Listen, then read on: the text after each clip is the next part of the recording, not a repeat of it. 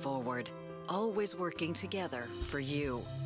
That's why our cancer experts at Ochsner have clinically integrated with MD Anderson Cancer Center. This means advanced cancer care, including access to life-saving clinical trials and integrating care to treat the whole you. Introducing Ochsner MD Anderson Cancer Center. Long live you. BRAC teamed up to reimagine your parks, and you imagined big. With your help, we went to work, creating 12 beautiful community parks across the parish. A family-sized water park, miles and miles of trails, and parks just for your dogs. There are more places to splash, to explore, to run wild, and even soar. You imagined, we delivered. Gold. BRAC, your #1 park system in the nation.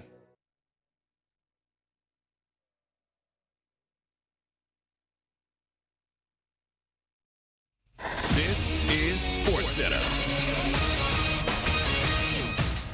I'm Christine Lisi. Men's basketball quarterfinals at the Paris Olympics. Devin Booker's got 9 points. Team USA leading Brazil 40-21 in the second quarter. The U.S. women's soccer team defeated Germany 1-0 and is on to the gold medal match. American Cole Hocker won gold in the men's 1,500 meters.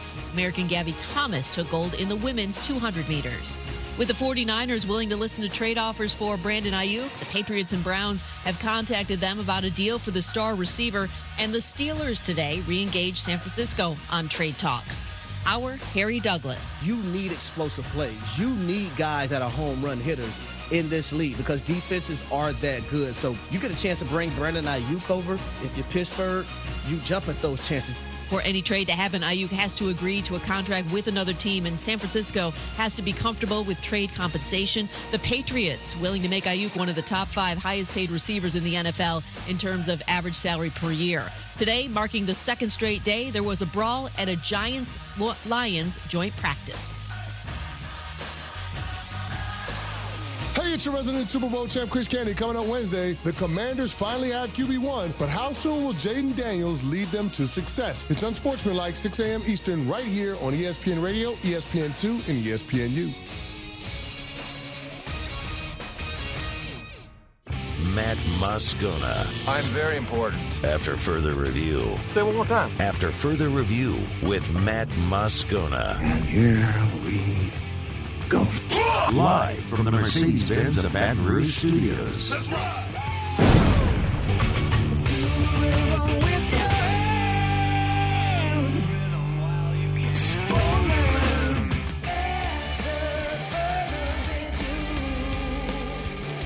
And off we go. Welcome aboard. Glad you're with us. AFR, powered by Sunshine, your hometown John Deere dealer in Louisiana. I'm Matt. You're a loser, Matt! Shut up, kid! Paul O'Neill. They're chanting Paul O'Neill's name.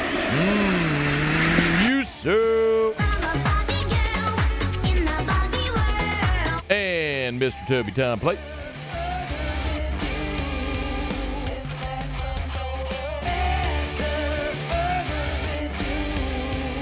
All right, we're here. Glad you are as well. Get out there and make it a good one. Shea Dixon, 15 minutes. Big Fave talking some D-line next hour. Garrett Podell from CBS Sports. Well, NFL South convo in hour 3. Looking forward to all of it. Let us begin as we do every single day. It's time to pop the top on another edition of AFR with Bud Light. Drink easy. Tigers are back out on the practice field. Tuesday, day 5 of fall camp. Media got to watch about an hour. Brian Kelly did a good job today sort of talking about how they're conditioning and assimilating outdoors, how every day they're increasing the amount of time the team is outdoors. He said they could be out there for 2 hours practicing, but would they be 2 efficient hours? So they're sort of ramping up by maybe 10 or 15 minutes each day the amount of time they spend outdoors as opposed to indoors. So Tigers were outdoors for about an hour. Media got to watch all of the outdoor period. We did get a couple of team periods and a 7-on-7 period, a lot of individual work as well. I'll delve into everything that I saw, took a lot of notes today, but I want to start with a few personnel notes. Brian Kelly, there's been a handful of players that have been absent for a variety of reasons, and Brian Kelly shed some light on that today after practice. First, Sophomore tight end Mac Markway no longer with the program. Here was BK. He's made a decision that he's not going to play, and he's, I don't know what his plans are, whether he's going to transfer, but he informed us last night that he was not going to play at LSU anymore. So it's a little disappointing. You remember a year ago the Tigers signed 3 tight ends. Jackson McGowan has already transferred. He's up at Wisconsin now. Mac Markway is leaving the program, which leaves Kamorian Pimpton, who is the rawest, the most raw of the 3 prospects from a year ago. But it's very clear. Mason Taylor's a stud, and Trey'Dez Green has assimilated very quickly to college football, and he's going to have a real role on the team this year. Trey'Dez Green will. So Mac Markway no longer there. Preston Hickey also, we're told, no longer with the program. A guy from the North Shore, Mandeville, started his career at Oklahoma State, transferred into LSU, has not been in practice, and we're told he's no longer with the program as well. Brian Kelly did not confirm that, however. Xavion Thomas, who he's had a right leg wrap. He's been there and dressed, just not participating fully. Brian Kelly gave an update. Yeah, he's had a slight hamstring, and we feel like, he's a guy that's going to be an important player for us. We don't want anything lingering, so we've just been very careful with him. Xavion Thomas is a guy that's going to return kicks and punts. He's among LSU's top receivers. They're going to use him on Saturdays. There's no reason to stress him now if he's hobbled, so I think they're handling that completely appropriately. And then 2 defensive linemen, Jalen Lee, Braden Swinson, a couple of seniors who have not been at practice yet. Brian Kelly explained why. Swinson and Lee both are in their Spanish 4 class, and it's the summer C session, which ends on Monday, and they're on track to graduate. So that class ends on Monday. We have been working them out in the afternoons. They come back and they work out technically so that they can stay on track with their acclimatization. So they've gotten 4 of their practices in. Once they're done, we don't want them to have to then go through 6 days of acclimatization. And they have worked out with one of our assistant coaches and a strength coach and a trainer. Okay, so there's the explanation on a lot of the personnel. LSU has been mostly healthy, which is a really good sign through this fall camp, and for the most part, progressing now through 5 practices. I'll tell you a couple of my notes from Wednesday, and I think if through 5 practices, and again, the media has been able to see 4 of them, if I had one big takeaway, I think it's that the defense is very obviously better. They are very obviously better than they were a year ago. I know we've all joked it'd be hard to be worse, and that's not wrong. The question is, how much better are they? Like, the offense is still making plays in every team period. Right when we walked in today on the far field, there was an 11-on-11 period. And literally the first play I saw as we were walking toward the field was Garrett Nussmeier throw a touchdown pass to Chris Hilton. Deep ball, catch and run. Impressive. Great throw, great catch, great route, great run, all of it. In the second period, we saw Chris Hilton had a great reception in traffic through contact. We also saw when Ricky Collins went in, threw a beautiful ball to Kyle Parker, who had dusted Jair Brown down the right sideline, and Kyle Parker just dropped the ball. I mean, it's a walk-in touchdown if he catches it. It's just a bad drop. Point is, the offense has made plays every one of these team periods we've seen, and you'd expect that. There's a lot of really good players, got a veteran quarterback, a great line, all that stuff. But in one of the team periods today, they had a base give, a zone read on the left side to Josh Williams, who broke through the line and was gone. I mean, the offense has made those plays. But every single time we watch them in team periods, the defense is coming up with plays too. I told you on Monday about the interception that Ashton Stamps had at the goal line. Ashton Stamps has intercepted Nussmeier twice now in team periods. Today, Stamps had a great pass breakup in 7-on-7s. During the first team period, there was a pass breakup by Sage Ryan, who had a beautiful coverage downfield against Shelton Sampson. P.J. Woodland, a freshman, was matched up against Kyron Lacey, pinned him on the right sideline, forced an incompletion. We saw both Sean Washington and Gio Paez come up with sacks today as well. My point is, like a year ago, it was so overwhelming. Like the offense just kicked the snot out of the defense over and over again. And all that manifests on Saturdays. And what we're seeing now is, the offense is still winning.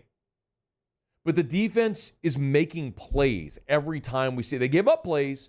And Brian Kelly, I was thinking about that. I was jotting my notes after practice. And then somebody asked Brian Kelly specifically about Ashton Stamps and P.J. Woodland.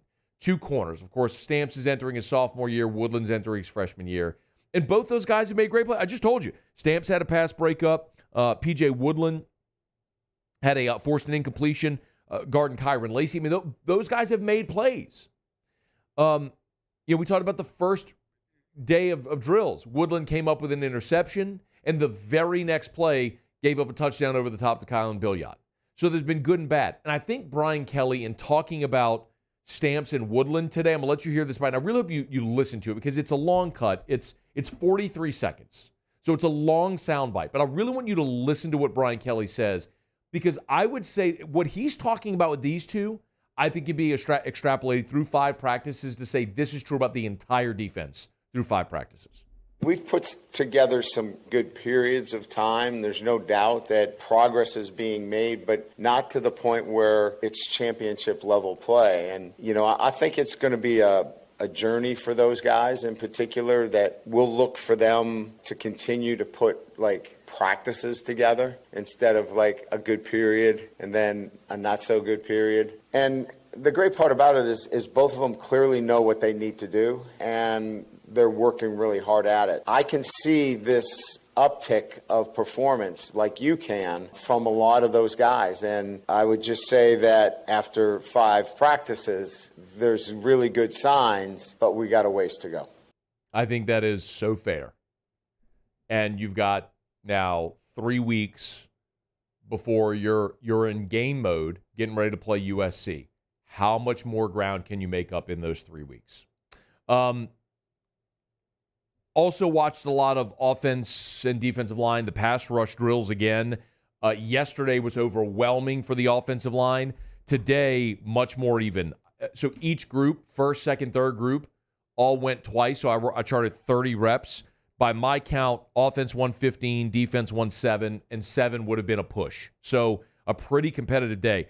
Tyree Adams at left tackle is looking really good. I mean, if I just look at the superlatives I wrote down, a great bull rush from Jacobian Guillory against Miles Frazier. Tyree Adams had a really nice win against Deshaun Womack. Garrett Dellinger put Dominic McKinley on the ground. Bo Davis was not thrilled with that, but Dellinger's a 4-year starter. There's a reason why. Jacobian Guillory bull rushed 79 center. Help me. Chester, DJ Chester. I don't know why I keep wanting to say Charles Turner, but anyway, DJ Chester. And again, I'm just if you follow the show, at this point I'm just writing down numbers because it's easier to write down numbers than names, and I'll get it. Miles Frazier won a big rep against Gio Paez, and Bo Davis crushed Gio Paez after that rep because that's what Bo Davis does. Really good rep from Cohen Eccles against Sean Washington. Bo Davis did not like that either. Every time that the defensive line lost a rep, let's just say that Bo Davis wasn't thrilled. But I would tell you, I think Tyree Adams is really starting to emerge as the number 2 left tackle to the point where I would say if something, knock on Formica, we never want this to happen. If something did happen to Will Campbell, forever my thought has always been, well, they would just move Emory Jones over to left tackle. I think the more we see of this, the more they like Tyree Adams as a left tackle, and he is getting real legitimate wins, and it's been impressive. So anyway, few notes from Tuesday's day 5 out at LSU Fall Camp. Show open every day, brought to you by Bud Light. Drink easy in Louisiana with the great taste of Bud Light, the official beer of the LSU Tigers, the official beer of the New Orleans Saints, the official beer of AFR, the official beer of summer. As summer's winding down, make sure you grab plenty of ice-cold Bud Light. Saints are playing on Saturday. If you're going to be watching Saints and Cardinals from the comfort of your own home or any sports bar anywhere, make sure you got plenty of ice-cold Bud Light, the official beer of the New Orleans Saints. Drink easy with our friends at Bud Light, the official beer of AFR. Okay, quick break. Tuesday show's powered by Sunshine. Shea Dixon joins the show. It is a, who said just because the Tigers are in fall camp, recruiting news slows down? It is only ramped up here in the last week. Shea Dixon joins us next. It's AFR. AFR. Love telling you about Clegg's Nursery. Got an email last evening from Miss Teresa over at Clegg's. And y'all, it's hard to believe, but they are moving into fall planting season right now. I know it's 100 degrees outside, but before you know it, we are going to be into those fall temperatures. So it's time to start preparing for your fall vegetable garden. They're getting new shipments right now of fall vegetable plants, new shipments of Johnny Naylor seeds. There is nothing better than homegrown flavor. I mean, yes, you can go to the grocery store and you can shop, the perimeter, as they say, right? But there's nothing like a garden or farm-to-table meal. And if you want to grow your own vegetables, Clegg's can help you do it. Plus, it's also a really fun thing to do with the kids and get the whole family involved when you're growing your own vegetables. So get on by Clegg's Nursery. There's some new bedding plants as well for the fall. Some of those fall colors are starting to come out. I know it's hot, but we're into August. It's time to start thinking about that fall vegetable garden. They got Buckbusters fall seed mix as well at Clegg's Nursery. Farming is a way of life for us. It's not something we get up in the morning and dread going do. It's just something we go to bed at night looking forward to getting up to go do. John Deere equipment is what we as farmers strive to have. So it's in your blood, it's in your veins. It's just a part of who you are. Green is what we want to be in. The other tractors were acquired to patch it up to get to where you want to be. Where we want to be is in John Deere. Flip the switch and learn more about what it means to be powered by Sunshine at sunequip.com. When it comes to ending cancer, we push forward, always working together for you. That's why our cancer experts at Ochsner have clinically integrated with MD Anderson Cancer Center. This means advanced cancer care, including access to life-saving clinical trials and integrating care to treat the whole you. Introducing Ochsner MD Anderson Cancer Center. Long live you. Bayou Chrysler Dodge Jeep Ram is taking $20,000 off new 23 Ram 1500 trucks. We're open for business in our beautiful new showroom and taking $20,000 off the powerful Ram truck. All new Bayou vehicles come with a 7-year, 100,000-mile warranty. The crew at Bayou Automotive is going to do right by you.